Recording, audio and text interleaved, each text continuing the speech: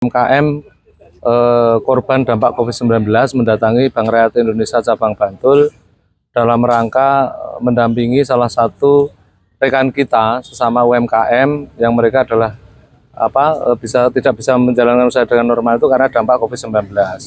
Ketidakmampuan membayar itu bukan karena itikat kurang baik ya, dan bukan moral hasad, tetapi karena kondisi darurat pada saat itu. Tetapi yang lebih mencengangkan adalah ketika tanpa ada penyebab apapun, baru peringatan satu, pemberitahuan mau dilelang, setelah putus komunikasi, tahu-tahu aset dia itu sudah berpindah tangan kepada orang lain. Sehingga kami datang di sini melakukan klarifikasi, tetapi ternyata itikat baik kami ke BRI itu ditanggapi kurang baik. Dia mengatakan bahwa prosedur lelang sudah berjalan, pemberitahuan sudah disampaikan, sudah dilakukan rescheduling, restructuring, reconditioning, dan sebagainya. Tapi faktanya di lapangan tidak seperti itu. Kalau seperti ini, maka BRI bukan saja sebuah lembaga bank yang kemudian melakukan, di samping dia menyalurkan kredit, juga melakukan pembinaan terhadap UMKM.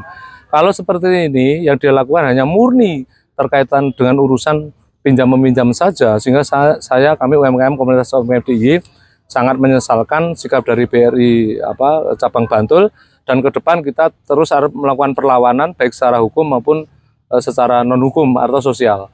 Karena seharusnya Bank Rakyat Indonesia ya benar-benar banknya rakyat Indonesia, bukan bank rentenir Indonesia yang serta-merta melakukan penekanan kepada kami. Tidak seramah dulu waktu mereka menawarkan jasa, memberikan jasa keuangan. Ketika kita ada permasalahan sedikit saja, maka dia menzolimi kita dengan merampas hak kita tanpa konfirmasi kepada kita terlebih dahulu. Ya, jadi pada waktu itu rekan kita itu mulai utang di bank sejumlah 500 juta, sudah mulai angsuran dan sebagainya. Terakhir sisa kreditnya itu tinggal 300 juta karena sedang kesulitan ekonomi, ya, maka dia ingin berusaha tetap menyelesaikan. Bahkan tempat itu mau dikontrakkan hanya semata menurunkan tenor atau kreditnya gitu. Itu saja dia tidak mau memberikan rekomendasi untuk bisa dikontrakkan sehingga bisa membayar di bank. Kemudian setelah ada pemberian peringatan tahap ketiga, kemudian katanya mau dilelangkan, habis itu putus. Tahu-tahu datang seseorang membawa sertifikat dan sudah berbalik nama. Di aturan undang-undang kan sebenarnya ada aturan juga, ya kan? Di Undang-Undang Nomor 14 Tahun 1996 ya, kalau tidak salah itu begini. Harus ada proses peringatan tahap 3. Kemudian harus ada sita selama 14 hari. Baru proses lelang. Masa sita itu dipakai untuk melakukan negosiasi dan juga mediasi supaya harga itu bisa harga normal, tidak merugikan bagi nasabah, juga keterpenuhan kewajiban di BRI itu selesai. Tapi ini tidak. Setelah proses mereka ada orang datang dengan menunjukkan sertifikat, lost kontak sama sekali. BRI tidak pernah berkomunikasi, apakah ada sisa setelah lelang, apakah barang ini jaminan sudah berpindah tangan, tidak pernah diberitahu.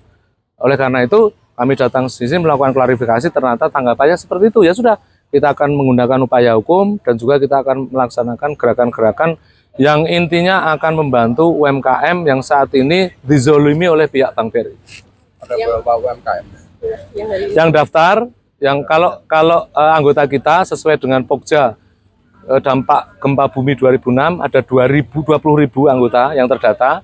Tetapi sekarang yang sudah melakukan pelaporan di kita ada 300 UMKM dampak COVID-19 sehingga kesulitan untuk menyelesaikan urusan bank.